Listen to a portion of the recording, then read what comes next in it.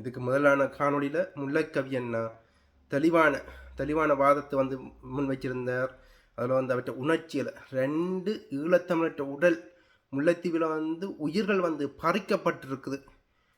அந்த இதில் வந்து அவர் குறிப்பிடுறார், நீங்கள் பேருந்துக்குள்ள இருக்கிற அழகு சாதன பொருட்களை வந்து அகற்றுறதுல வந்து நீங்கள் வந்து இலங்கையை வந்து கிளீன் ஸ்ரீலங்காவை மாற்ற முடியாது. உங்களோட மனதில் இருக்கிற அழுக்கை வந்து நீங்கள் நீக்கும் போது தான் அது உண்மையான கிளீன் ஸ்ரீலங்காவா, அனைத்து மக்களும் நிம்மதியாக வாழக்கூடிய ஒரு நாடை வந்து மாறும்.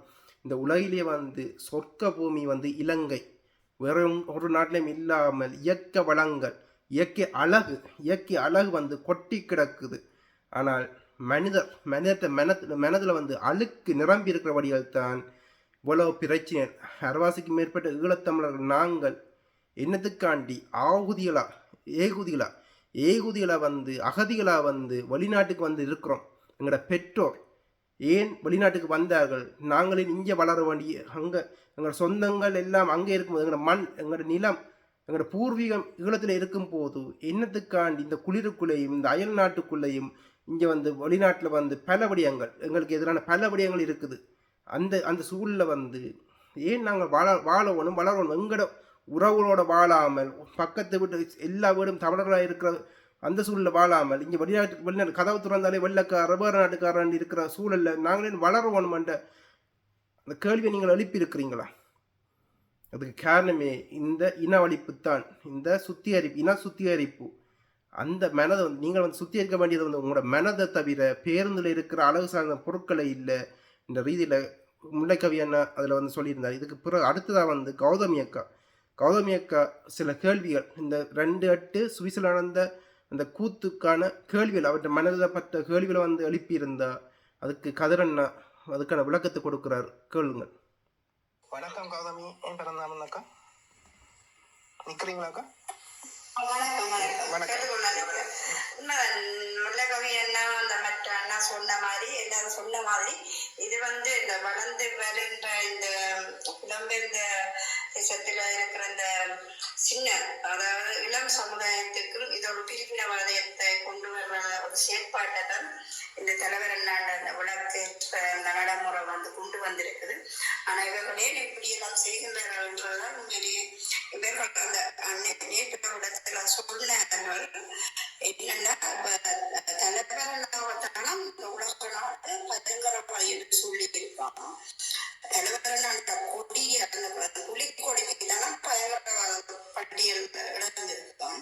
தலைவர் முகம் தலைவர் இந்த 2ஐயும் நீக்கினா இந்த இளைய சமுதாயம் நாங்கள் ஒரு பொதுமகனா ஒரு பொதுமக்களா நாங்கள் போராடுறோம் என்பதை உலகத்துக்கு புரிய வைக்கப்படுமா? என்னதுக்காக? தமிழதுக்காக. அதே தமிழீழம் தங்களுக்கு அந்த தமிழீழம் என்ற ஒரு இலக்கு தங்களுக்கு வேணும். ஆனா எங்களோட பழைய வரலாறுகள் எல்லாத்தையும் அழிச்சு புதுசா ஒரு பயணத்தை தொடங்குறதுக்கு தானா இப்படியான செயற்பாடு செஞ்சிருக்கணுமா? இது என்ன? இது முட்டாள்தனமான கதை. நீங்களே சொல்லுங்க. இது இருக்கிற 2-3 பேர் இருக்கிறீங்க, இது சரியான கதையா? நீங்க சொல்லுங்க. ஒரு தலைவர் அண்ணாவை பயங்கரவாத பட்டியலுக்கு போட்டு அந்த புலிக்கொடியும் இல்லாம அது அப்படி ஒரு தமிழீழத்தை நாங்கள் அப்படி பெற இயலு. நீங்களே சொல்லுங்க. அதுதான் தியாகங்களை வந்து மானங்களிக்கிற வேலையை செய்யலாம். அதுல இதுக்கு நீங்க தான் சரியான பதிலளிப்பீங்க. இது கண்டிப்பா அதான் அந்த அண்ணா சொன்ன மாதிரி இந்த இலட்சியம் துடைத்தல் என்கின்ற இந்த விடயத்துக்குள்ளதான் நாங்கள் இதை பார்க்க வேண்டிய தேவை இருக்கிறது. இது அவர்களுடைய ஒரு புரிதல் இல்லாத ஒரு அரசியலும் காய் நகர்த்தப்படுகின்ற விடயம். எதிரியானவனால் தேசிய தலைவர் அவர்களை துடைத்துவிட்டு தமிழினத்தை வந்து கொண்டு வர முடியாது. இப்ப அவர்களுக்கு இருக்கின்ற விடயங்கள் எல்லாமே அதுதான். தேசிய தலைவர் அவர்களுடைய மாண்பினை சிதைக்க வேண்டும். அந்த மாண்பினை சிதைக்க வேண்டும் என்றால் அவர்கள் முதலில் வைக்க வேண்டிய இடம்தான் இந்த போராளிகள். அந்த போராளிகளினுடைய மகுடங்கள் உடைக்கப்படுகின்ற போது தேசிய தலைவர் அவர்களின் மாண்பினை உடைக்கலாம் என்று நினைக்கின்ற போதுதான் ஒரு குறிப்பிட்ட பேர் உடைக்க வலிக்கிட்டாலும் ஒரு குறிப்பிட்ட போராளிகள் அதை உடையாமல் இறுக்கி பற்றிக் கொள்ளுகின்றார்கள். இதே போன்றுதான் எங்களுடைய மக்கள் அது மனமாக கடந்தாலும் அவர் நிலைத்து நிற்க வேண்டிய அந்த அருளினை, அவரினுடைய அந்த எண்ண கருவினை நாங்கள் சுமக்க வேண்டியவர்களாக அடுத்த தலைமுறைக்கு கடத்த வேண்டுமே தவிர உலகத்தில் எங்களுடைய தேசிய தலைவர் அவர்களை டிக்டாக்கிலோ அல்லது பேஸ்புக்கிலோ பதிவிட்டு இதை அகற்றினது போல் எங்கள் இதயங்களில் இருந்து நாங்கள் அடுத்த தலைமுறையிடம் இருந்து இதை அகற்றிவிட முடியாது. அதுல நாங்கள் மிக தெளிவாக இருக்கிறோம். இதிலும் முக்கியமாக நாங்கள் மிக தெளிவாக பார்க்க வேண்டிய விடயம் அந்த சகோதரி சொன்னது போல் உங்கள் இல்லங்களில் இருந்து ஒவ்வொரு குழந்தைக்கும் இதை ஊட்ட வேண்டிய தேவை இருக்கிறது. இந்த கருத்தரங்குகள் தொடர்ச்சியாக எங்கள் குடும்பங்களோடு நாங்கள் உரையாட வேண்டிய தேவைகள் இருக்கிறது. அப்ப தேசிய தலைவர் அவர்களை களைந்து விட்டு ஈழத்தமிழர் ஒரு அரசியலை கட்டி எழுப்பிவிட முடியுமா என்றால் அது நிச்சயமாக அல்ல. ஏனென்றால் ஒரு நிழல் அரசை தந்த அந்த மாமனிதர் ஒரு நாட்டுக்காக போராடியவர். இந்த நாட்டுக்காக போராடிய ஒரு இனம் உலக பரப்பில் ஐக்கிய நாடுகள் சபைகளில் 1948ஆம் ஆண்டுக்கு பிற்பட்ட காலங்களில் ஒரு நிழலரசு, ஒரு மொழி, ஒரு நீண்ட போராட்டத்தை கொண்ட ஒரு தாய்மொழியை கொண்ட ஒரு இனம் தன்னுடைய மண்ணினுடைய சுதந்திரத்தை பெரும்பான்மையோடு பெறுவதற்கு அங்கே வாய்ப்பு இருக்கிறது.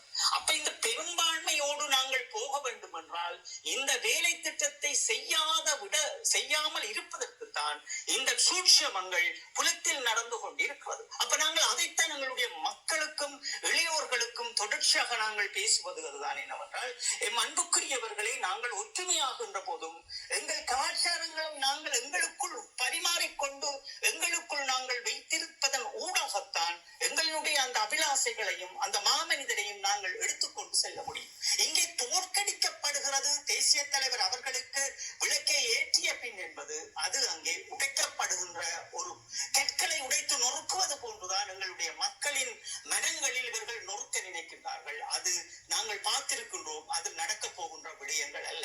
ஏனென்றால் சகோதரர் சங்கீதன் போன்றவர்கள் அந்த அந்த நிகழ்வை நடத்துவதற்கு அவர்கள் ஒரு 10,000 பேர் வருவார்கள் என்று அவர்கள் அதை எதிர்பார்த்தார்கள். ஆனால் அங்கே வந்தவர்களுடைய வீதம் நமக்கு தெரியும். எங்களுடைய மக்கள் யாருமே அதை ஏற்றுக்கொள்ளவில்லை. அதை ஒரு ஆயுதமாக பயன்படுத்துவதற்கு காத்திருக்கின்றார்கள். அப்ப தேசிய தலைவர் அவர்களுடைய மகுடங்களும் தமிழர்களுடைய இறையாண்மையும் அவர்களுடைய அரசியல் சுதந்திரமும் எப்படி நாங்கள் காப்பாற்றப் போகின்றோம் என்றால் அதற்கு ஒரு வழிநடத்தல் நிச்சயமாக தேவை. அதற்கு ஒரு கருத்தாடல் நிச்சயமாக தேவை. ஒரு புனிதமான ஒரு அமைப்பு நிச்சயமாக தேவை.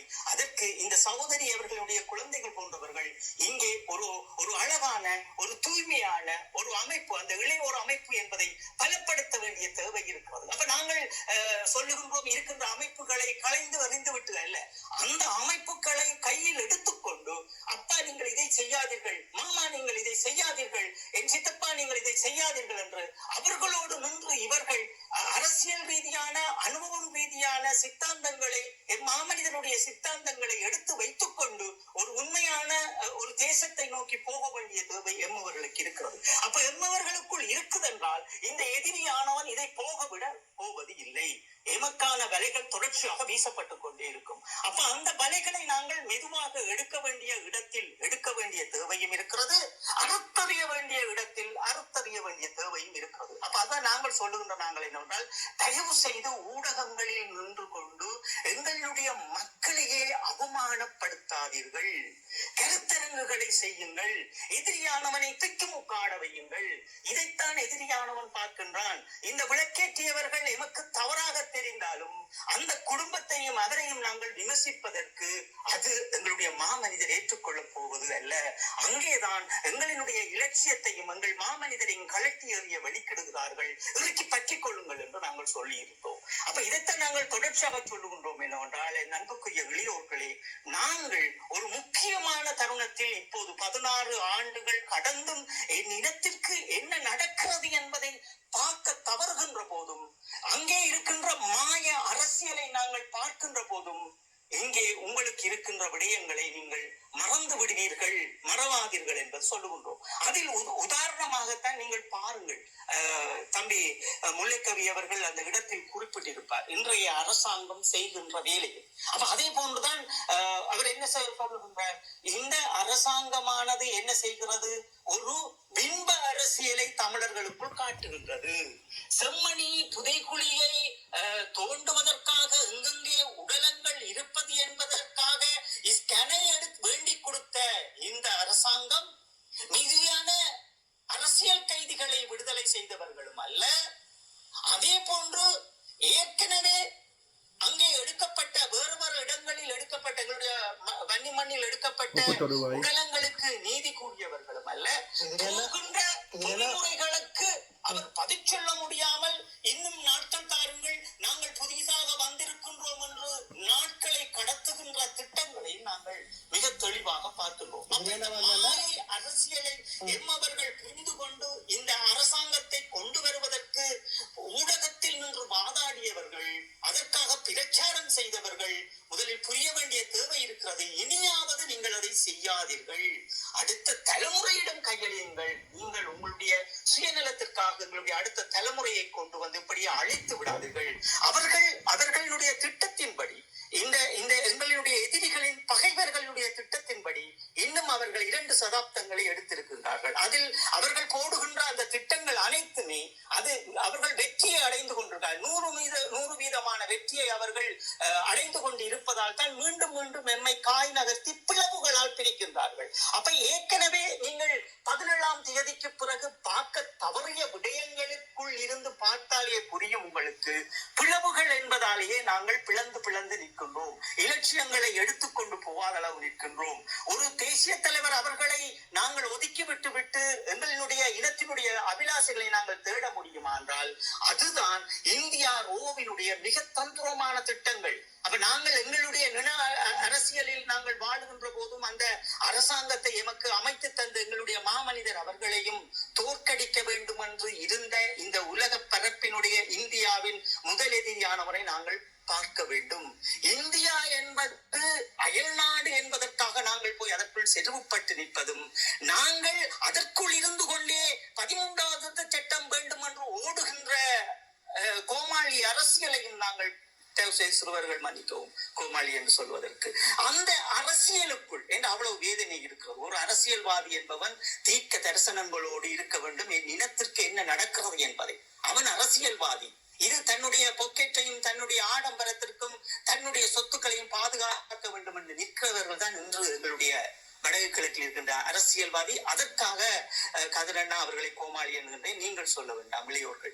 அப்ப நாங்கள் எதை விதைக்கிறோமோ அதை விதையாகி விடும். நமக்கும் மன்னித்துக் கொள்ளுங்கள் வார்த்தைகளுக்கு. அப்ப அந்த இடத்தில் தான் நாங்கள் இளையோர்களை சொல்லுகின்றோம். நாங்கள் மிக கவனமாக நீங்கள் பயணிக்க வேண்டிய தேவை இருக்கிறது. உங்களை சுற்றி இந்த இந்தியா வலைக்குள் போய் நின்றீர்கள் என்றால் எப்படி நீங்கள் 16 ஆண்டுகளை கடந்து இன்று பிளவுகளால் நிற்கின்றீர்களோ இது அவர்களினுடைய அஜெண்டா என்பதை புரிந்து கொள்ளுங்கள். அந்த அடிப்படையில் இன்று விளக்கேற்றி சென்றவர்களும் அவர்களோடு நின்று மீண்டும் இதை வைத்துக் கொண்டே மக்களை தூண்டி விடுகின்ற இந்த குள்ளநரி கூட்டங்களையும் நீங்கள் புரிந்து கொள்ள வேண்டும். நாங்கள் எந்த இடத்தில் பக்குவப்பட வேண்டும், ஈழத்தமிழர் எந்த இடத்தில் நாங்கள் அதை இறுக்கி பற்றிக் கொள்ள வேண்டும் என்பதை. ஐக்கிய நாடுகள் சபைகளில் தேசிய தலைவர் அவர்களை ஒரு பயங்கரவாதியாக காட்டிக் கொண்டவர்கள் கிடையாது. ஏன் நான் இங்கே இளையோர்களுக்கு இதை இந்த இடத்தில் இன்றைய தினம் வலியுறுத்துகின்றேன் என்றால் இந்த ஐக்கிய நாடுகள் சபைகளில் இறுதி போரினுடைய சாட்சியமாய் இருக்கின்ற கதிராகிய ஒரு போராளியினுடைய குடும்பத்தை அவர்கள் அவ்வளவு கௌரவித்தவர்கள். இதை கண்கொண்டு பார்த்த தமிழர்கள் சிலரும் எங்களுடைய நேர்காணலில் வந்து அந்த மாமனிதருக்கு தந்த அந்த மகத்துவத்தையும் அந்த புலம்பெயர் தேசங்களில் இருக்கின்ற பெரும் அதிக அந்த உறுப்பு நாடுகளோடு இருந்தவர்கள் தந்த அந்த உணர்வை அவர் பார்த்தபடியால் அதை பதிவிட்டிருந்தார். அதை நாங்கள் சொல்லுகின்றோம். எங்களுக்கு கிடைக்கின்ற அனைத்துமே எங்கள் தேசிய தலைவர் அவர்களுக்குரியது. அவர்கள் உலகத்தில் இருக்கின்ற இந்த அதாவது 2 வகைப்படும் இந்த ஐக்கிய நாடுகளில் இருக்கின்ற இந்த வேலை திட்டங்களும் நீதி கூறல் நடவடிக்கைகளும், ஒன்று தனியார் இயங்குபவர்களும், இன்னொன்று அரசினால் ஒவ்வொரு நாடுகளும் செயல்படுவார்கள். அப்ப 2 பிரிவுக்குள் இருந்து கொண்டு நாங்கள் ஒரு வேலை திட்டத்தை நகர்த்த வேண்டும் என்றால் ஒவ்வொரு நாட்டினுடைய அரசினால் நின்று கொண்டு நடவடிக்கையை மேற்கொள்ளுகின்றவர்களும், அதே போன்று எங்களினுடைய ஒரு பொது கட்டமைப்புகள் போன்று அவர்களும் தங்களை ஐக்கிய நாடுகள் சபைகளுக்குள் நின்று கொண்டு தமிழர்களுக்கு ஒரு தீர்வு கிடைக்க வேண்டும், நடக்கப்பட்ட போர்க்குற்றத்துக்கும் இன அழிப்புக்கும் ஒரு தீர்வினை பெற வேண்டும் என்று ஓடித்திரிகின்ற அந்த நல்ல மனிதர்களையும் இப்படி இப்படி குள்ளநரி போன்றவர்கள் அதற்கு நின்று வேட்டையாடுவதை நாங்கள் பார்த்துக் கொண்டிருக்கிறோம். அப்ப இதையெல்லாம் நீங்கள் சரி செய்ய வேண்டும் என்றால் இந்த உண்மையை நீங்கள் புரிந்து கொள்ளுங்கள். தத்துவங்களை ஓடி ஓடி இவ்வளவு உலக நாட்டுக்குள்ளையும் அந்த 5 நிமிடத்தை எடுத்துக் கொடுக்கின்ற அந்த நல்ல மனிதரையும் தூக்கி அடைத்ததை நீங்கள் பார்த்திருப்பீர்கள். 1000 கருத்துக்கள் அவர் மீது வைத்தாலும் ஆனால் என் இனத்திற்காக அவர் ஓடி ஓடி அந்த நிமிடங்களை அந்த எடுத்து அவ்வளவு காலமும் அதை சரியாக செய்த மனிதரை அடைக்கப்படுகின்ற போது அவரோடு நின்றவர்கள் திக்குமுக்காடியதை நீங்கள் பார்த்திருப்பீர்கள். அப்ப இதெல்லாம் நீங்கள் பார்க்கும்போது உங்கள் மனங்களில் இருந்து வர வேண்டும் என்ன, என்னுடைய இனத்தினுடைய தேடலை ஏதோ ஒரு இடத்தில் கழுகுகள் சேர்ந்து கொத்த வலிக்கிடுகிறது, நாங்கள் தயாராக இருக்க வேண்டும், இதற்கு ஒரு பெரும் போராட்டத்தை நான் நகர்த்த வேண்டும், இதை செய்ய வேண்டும். அப்ப நாங்கள் அவர்களோடு போய் கேட்க வேண்டும், உங்களுக்கு நாங்கள் எதை செய்ய வேண்டும், என்ன உங்களுக்கு என்ன உதவி தேவை, அந்த உதவியை நாங்கள் செய்ய வேண்டிய தேவைக்கு ஒவ்வொரு ஈழத்தமிழரும் கடமைப்பட்டவர்களாக நன்றி கடன் உள்ளவர்களாக நாங்கள் இருந்தால்தான் எங்களுடைய இலட்சியத்தை நாங்கள் அடைய முடியும். ஆனா இதற்கு பகைவனானவன் விட மாட்டான். ஏன் விட மாட்டான் என்றால் உண்மையாக நின்று வேலை செய்பவர்களை அவமதித்துக் கொண்டே இருப்பான். உதாரணமா நான் உங்களுக்கு சுருக்கமா ஒரு விடயம் சொல்றேன் என்றால் உங்களுக்கு தெரியும் எல்லாருக்கும், பிரான்ஸ்ல இருக்கிற ஒரு எங்களுடைய முன்னாள் போராளி ஒரு ஆள் தொடர்ச்சியாக பணம் வைத்துக் கொண்டிருப்பார் ஜெனீவாவில், உங்களுக்கு தெரியும். அவர் மீது நிறைய அவமானங்களை கொடுக்கிறோம். ஆனா அவர் என்ன செய்யறார், அவமானங்களை துடைத்தெறிஞ்சு போட்டு ஏதோ ஒரு மனிதனுக்கு, அது சிங்களவர்களாக இருந்தாலும் சரி அல்லது வேற மனிதர்களாக இருந்தாலும் சரி, அவர்களின் இதயங்களை கூறு போடும் அளவிற்கு அந்த வேலை திட்டத்தை நிறுத்தாதபடி செய்து கொண்டிருக்கின்றார். அப்ப அதை நாங்கள் முதலில் புரிந்து கொள்ள வேண்டும். என்னவென்றால் ஒரு வேலை திட்டத்தை நாங்கள் தொடுகின்றோம் என்றால் அதை செய்து கொண்டே இருக்க வேண்டும். அப்ப அந்த இடத்தில் நாங்கள் நொந்து நூறாகி நிற்காமல் ஏதோ ஒரு பணியை ஏதோ ஒரு விதத்தில் நாங்கள் செய்ய வேண்டிய தேவை ஈழத்தமிழர்களுக்கு இருக்கிறது. பகைவனை துண்டாட வேண்டிய தேவையும் நமக்கு இருக்கிறது. அப்ப அதனால் தான் நாங்கள் சொல்லுகின்றோம், கருத்தரங்குகளை செய்வோம், விமர்சனங்களை கடந்தறிவோம். அடுத்த தலைமுறைக்கு, இந்த புலத்தில் இருக்கின்ற பிள்ளைகளுக்கு அவர்கள் எங்கள் உணர்வுகளையும் எங்களுடைய அடுத்த என்னென்ன கலாச்சாரங்கள் நாங்கள் மாவீர நாட்கள் என்றால் என்னென்ன இருக்கிறதோ அதை அவர்களுக்கு கற்பித்து கொடுங்கள். முன்னோர்களே, போராளிகளே, முதல் போராடியவர்களாக இருந்தாலும் சரி, இறுதி வரை போராடியவர்கள் யாராக இருந்தாலும் உங்களுக்கு எங்களுடைய தேசிய தலைவரினுடைய அந்த பொறிதானே உங்களுக்குள் இருந்து வருகிறது, அதை கடத்துங்கள். அதைத்தான் நாங்கள் சொல்லுகின்றோம். நீங்களாக ஒரு திட்டங்களை போட்டு எங்களுடைய தேசிய தலைவர் அவர்களை ஓரங்கட்டி விட்டு அல்லது அவர்களுடைய இலட்சியங்களை ஓரங்கட்டி விட்டு உங்களால் எதையும் சாதிக்க முடியாது என்பதை நாங்கள் சொல்லுகின்றோம். ஏனென்றால் இது ஒரு தத்துவம். இது ஒரு இனத்திற்குரிய உயிரை தந்தவர்கள், வாழ்வை தந்தவர்கள். அந்த தத்துவத்தை தொடுகின்ற போது இயற்கை விட போவது அல்ல. இயற்கை பார்த்து கொண்டே இருக்கிறது. இயற்கை அந்த தண்டனையை அவர்களுக்கு கொடுத்தே தீரும். எங்களுடைய மாமனிதர் மீது கை வைக்கின்றவர்கள் அனைவரும் தன்னுடைய சுயநலத்துக்காக எவரவர் வைக்கின்றார்களோ அவரவர்கள் துண்டாடப்படுகின்றார்கள் இயற்கையாக என்பது நிதர்சனம். சரி, இந்த விடயத்தில் நான் சற்று நிறுத்திக் கொண்டு இன்னொரு வாய்ப்பளிக்கின்றேன், தொடர்கின்றேன்.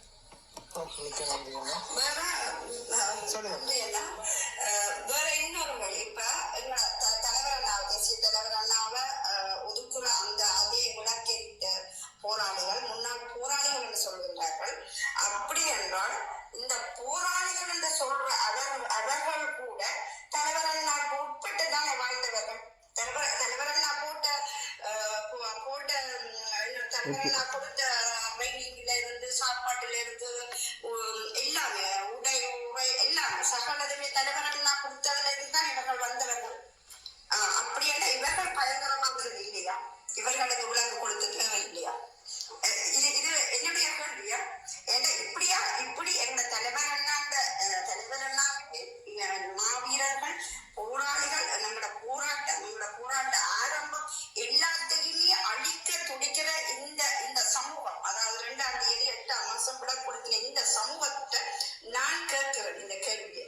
இதுக்கு நீங்க பதில் சொல்லுங்க. அடுத்தது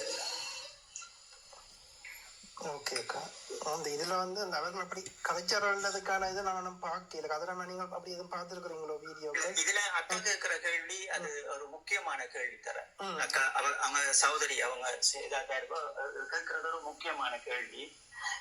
என்னன்னு சொன்னால், இப்ப இவர்களுக்கு அந்த உணர்வு எல்லாம் இருக்கும். இப்ப தேசியத்துல இங்க ஒரு விடயத்தை பார்க்கணும். என்னன்னா இதுக்குள்ள எல்லாருமே இதற்குள்ள சிக்கப்பட மாட்டினோம். பகைவனுக்குள்ள எல்லாருமே சிக்கப்பட மாட்டினோம். இந்த பகைவனுக்குள்ள சிக்கப்பட்டவர்கள் இவர்களை கொண்டு சிக்க வேண்டும் என்பதற்காக பலர் போயிருப்பார்கள். அப்பாவி போராளிகள் நிறைய பேர் இருக்கிறோம். இது என்ன நடந்ததுன்னு சொன்னா, ஒரு உளவியல் யுத்தம் உங்களுக்கு 4 வருஷமா நடந்து கொண்டிருந்தது குளத்துல. அதுக்கு பிறகு 2 வருடங்களுக்குள்ள இந்த முடிவெடுக்கும், அதாவது தங்கையினுடைய வரவை காட்டியவர்களும் அதற்காக எதிர்த்தவர்களும், அப்ப அவர்கள் நினைத்தது என்னவென்றால் தேசிய தலைவர் அவர்களுக்கு ஒரு அஞ்சலி செலுத்தி விட வேண்டும் என்று. அப்ப அது தொட்டது அண்ணா அவர்களினுடைய சகோதரர். அவர் தன்னுடைய வீட்டில் வைத்துக் கொண்டு அவர்களோடு விளக்கமான தான் தன்னுடைய தம்பியை கடமை செய்ய போகின்றேன். அப்ப அது ஏற்க வேண்டிய தேவை எங்களுக்கு அல்ல, அது அவருடைய சொந்த விருப்பம், அவருடைய சகோதரன் என்றால் அது நடந்தது. இங்கே என்னென்று சொன்னால், இந்த நிகழ்வு ஒரு தேசத்தினுடைய நிகழ்வாக நிகழ்த்தப்பட்டது. ஒரு மாவீரரினுடைய சீருடை அணிந்து, ஒரு மாவீரரினுடைய புலிக்கொடிகளோடு இப்படி பல விடயங்கள் நிகழ்த்தப்பட்டது. இதில் நாங்கள் பார்க்க வேண்டிய முக்கியமான விடயங்கள் நீங்கள் சொல்லுவது போன்று எல்லா போராளிகளும் இதற்கு கொண்டு வந்துவிடாது. இந்த வருகை தந்தவர்களுக்கு எதிர்ப்பாக நான் இதை செய்துவிட வேண்டும் என்று நின்ற போராளிகளும் இருக்கின்றார்கள்.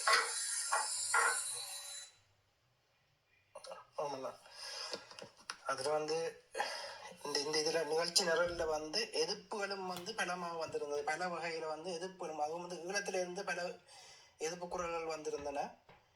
இதுல அந்த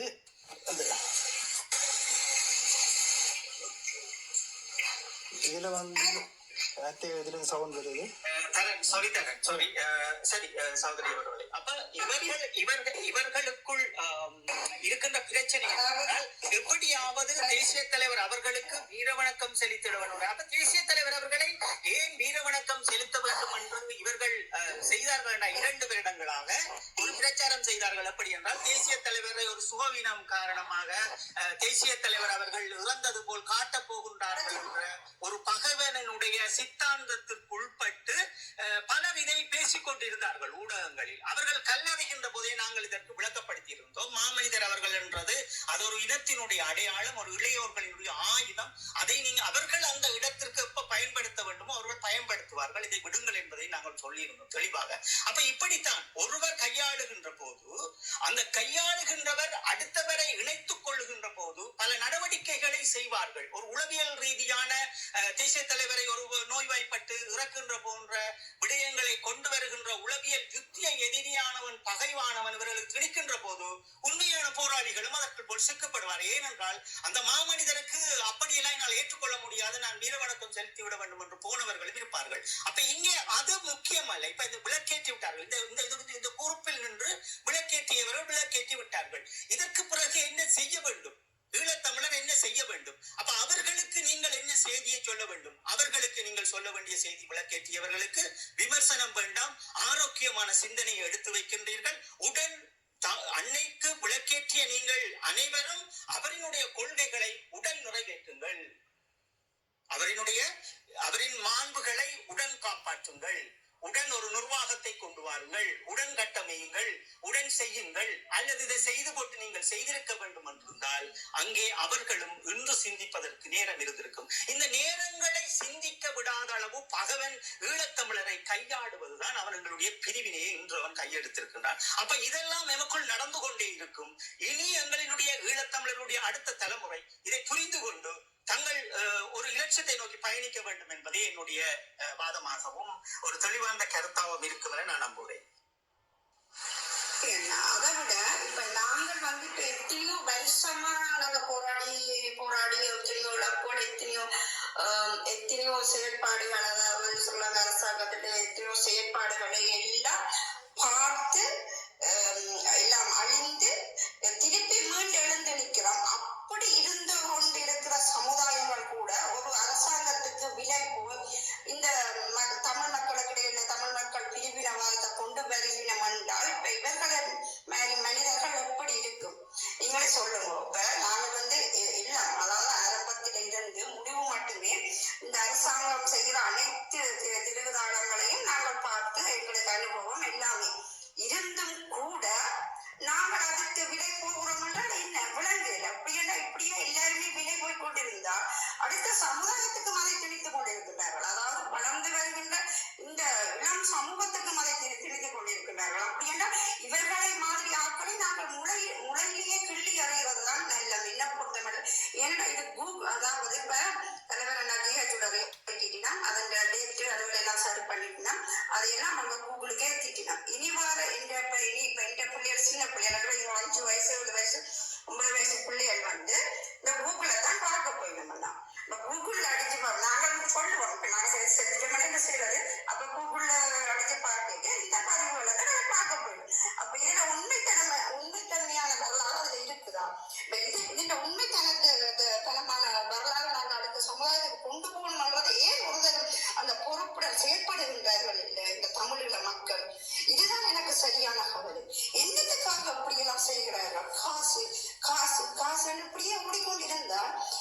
எங்கட தமிழோட மக்களை பற்றி என்ன சிந்திக்காம செயல்பட்டு கொண்டிருக்கிறீர்கள் யாருமே.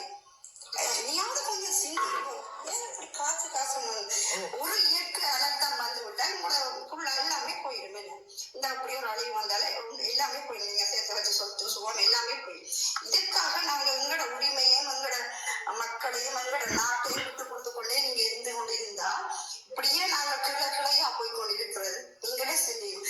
அதிகமான ஆண்கள் தான் இப்படி அரசியல்பாடு செஞ்சு கொண்டிருக்கணும். உண்மையிலே சொன்ன எங்களுக்கு நிறைய கவலையா இருக்கு. ஏன் இப்படி இருக்கிறாரு? நாங்க எவ்வளவு கொடுமைகளை சந்திச்சு, எவ்வளவு சித்திரவதைகளை சந்திச்சு, எவ்வளவு ஏமாற்றங்களை சந்திச்சு நாங்க இன்றைக்கு இப்படி இருந்தும் கூட அடுத்த சமூகத்துக்கு, அதாவது உங்களோட வளர்ந்து வர்ற பிள்ளைகளுக்கும் இப்படியான ஒரு உணர்வுகளை திணிக்கின்றார்கள். இன்றைக்கு எவ்வளவு கவலையா இருக்கு. இதை நாங்க நீங்க என்ன சரி புதியவர்களை சரி பண்ணி கொண்டு போய் கொண்டு இருந்தா எங்களோட காலம் போய் எங்களோட பிள்ளைகள காலம் இப்படியே எங்களோட தமிழ வரலாறு வந்து தமிழர்களுடைய போராடி கொண்டிருக்கிற ஒரு நிர்பந்தமான சூழ்நிலையில கொண்டு வருது. அதனால இந்த தமிழீழ மக்கள் அனைவருமே உங்களோட மனசை வந்து ஒற்றுநிலைப்படுத்தி ஒரு அவ்வாய்க்கு கூட விலை போகாத அளவுக்கு நீங்க இந்த மக்கள் நாங்கள் எல்லாம் ஒன்று சேர்ந்து பயணித்தோமா இருந்தால்தான் இந்த தமிழக ஒரு நாட்டை நாங்கள் உண்மையிலேயே இந்த செம்மொழியில இந்த சின்ன அதாவது குஞ்சு குழந்தைய கூட கொண்டு புதைச்சிருக்கிறார்கள் எத்தனையோ பிள்ளைகளை. அப்ப இதுல எல்லாம் இந்த பிள்ளைகளுக்கு காலத்து இந்த பிள்ளைகள் சொல்லலாம், அம்மா சரியான டேஞ்சரான இடமா இருக்குது சிறையிலங்க, நாங்க நிறைய எங்களுக்கு பயமா கிடக்குது அப்படி சொல்லிடலாம். ஆனா அந்த வரலாறுகள் எடுத்து சொல்லிட்டு இந்த பிள்ளைகளே பயப்படுதல். அப்படி எவ்வளவு நாங்கள் கஷ்டங்கள் எவ்வளவு அந்த மாவீரர்கள் எவ்வளவு சித்திரவதைப்பட்டு செத்து எவ்வளவு போராளிகள் இப்படி எத்தனையும் இருக்குதுன்னு நீங்க எல்லாத்தையும் பார்த்து எல்லாத்தையும் படிச்சு எல்லாத்தையும் நேரம் பார்த்து நீங்களே எப்படி நிக்கிறீங்களா? நீங்கள் எல்லாம் என்ன மனுஷன் மேலே ரொம்ப கவலையா இருக்குது. இதுல எல்லாம் மூளைகளில கிள்ளி எழுதணும்னா நீங்க இதுக்கான நல்ல செயற்பாடுகளை கொண்டு வாங்க தயாரிச்சு. கௌதமியாக்கா, இதுல வந்து நீங்க சரியான பாயிண்ட வந்து நீங்க இதை தொட்டு இருக்கிறீங்க. இதுல வந்து நாங்கள் எங்களோட காணொலி ஊடகமா வந்து நாங்கள் 7 வருஷமா நானும் கதிரண்ணம் வந்து இறுதி கட்டத்தின் வரலாறு உண்மையில வந்து நாங்கள் கடத்தி கொண்டிருக்கிறோம். அதுல வந்து இதுல இந்த அஞ்சலி செலுத்துறவங்க வந்து அதை உள்வாங்கி வந்து அதையே வந்து மாத்தி வந்து எங்கட காணொலியில வந்து ஓட விடாமல் அவர்களே அதை உருமாத்தி கதை சொல்ற பல இதுகளை வந்து நாங்கள் பார்த்திருக்கிறோம். அது வந்து இதுதான் பகைவனுக்குரிய தேவை. நீங்க கடந்து போங்க. அது இப்ப பகைவன் என்ன நினைப்பான்னு சொன்னா, நாங்கள் எங்களுடைய நேரங்களை கடத்தணுமாக்கா கடந்து போங்க. இதெல்லாம் வந்து கதைச்சு கொண்டு டைமா வீணாக்க வேண்டாம். என்னன்னு சொன்னா, அவர்கள் இப்படி இந்த அக்கா போன்று எல்லாரும் நாங்கள் சிந்தித்தோம்னு சொன்னா நாங்க ஒற்றுமையாகிறதுக்கு ஒரு வாய்ப்பு இருக்கு. புலத்துல எல்லாருமே நாங்கள் இந்த மாமனிதருடைய இந்த நாளை தொட்டவர்களுக்கு ஒரு செய்தி சொல்ல போறோம் என்றால் அவர்கள் எடுத்து செய்யாத அளவு நீங்க செய்து காட்டணும் என்றால் நாங்கள் முதல்ல இந்த ஊடகங்கள்ல விமர்சனம், அதாவது ஒழுக்கமற்ற விமர்சனம், நீங்க ஒழுக்கமா அவங்ககிட்ட கேள்வி கேட்கல. இப்ப கேட்ட கேள்வி வந்து ஒரு நிஜமான கேள்வி, ஒரு போராடியா தேசிய தலைவர் அப்படி ஒரு ஆரோக்கியமான கேள்வி எடுத்து வைப்பது அது உகந்த விடயமா நாங்க பாக்குறோம். அதே போன்றுதான் தரன் நாங்கள் பல விடயங்களை எங்களோட மக்கள் மத்தியில பேச வேண்டி இருக்கு தரன். உங்களுக்கும் வேலை நேரமாகுது நினைக்கிறேன். பிரசன்ன விக்ரமதுங்க என்று சொல்லி இந்த எங்களுடைய இந்த இறுதி களமுனையின் போது வந்து ஒரு நேவி இருந்தவர் பிரசன்ன விக்ரமதுங்க, இவரை பற்றியான ஊடுருவல் விஷயங்களும் அனுப்பப்பட்ட போராளிகளும் அதற்கு பின் நடைபெறுகின்ற புலத்தில் நடைபெறுகின்ற விடயங்களை பற்றி நாங்கள் இன்னொரு நாள் பேச போறோம் தரேன்.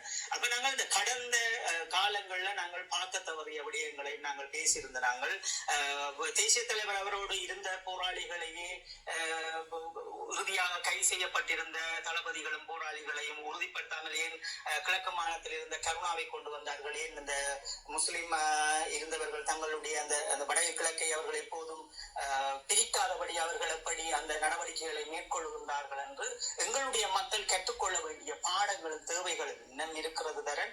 நாங்கள் தொடர்ந்து பேசுவோம்.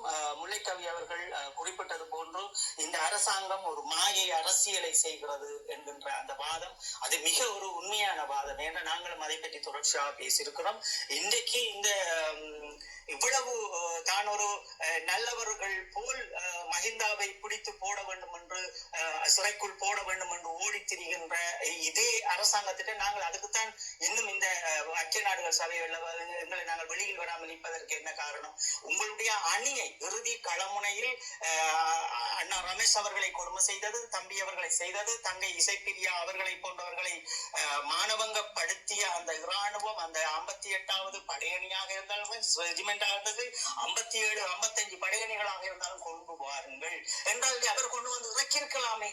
என்னத்துக்காக அவர்கள் இந்த ஒரு நாடகத்தை ஆடுகின்றார்கள், தமிழர்களை திசை திருப்புகின்றார்கள் என்பதை நாங்கள் தொடர்ச்சியாக பேசியிருப்போம். செம்மணி விடயம் வருகின்ற போதே நாங்கள் ஒரு காணொலி வெளியிட்டிருப்போம், ஆடியோ ஊடாக, வாட்ஸ்அப் ஊடாகவும். அதில் இருக்கின்ற உள் விடயங்களையும் எங்களோட மக்கள் கவனிக்க வேண்டிய தேவை இருக்கிறது. என்னவென்றால் இந்த செம்மணி விடயத்தை தம்பி முல்லைக்கவி அவர்கள் சொன்னது போன்று இந்த மாயையை காட்டுகின்ற இந்த அரசாங்கம் ஏன் உடன் நடவடிக்கை எடுக்கிறதில்லை என்பதை அரசியல்வாதிகளும் அதற்கு பின் நிற்கின்றவர்களும் முதலில் சிந்திக்க வேண்டிய தேவை இருக்கிறது. அப்ப அவர்கள் இன்று ஜனாதிபதி, முந்தைய ஜனாதிபதி போர்க்குற்றம் இழைத்தது என்றால் அது அந்த படைகளையும் அவர் கூண்டில் கொண்டு வர வேண்டிய தேவை இருக்கிறது.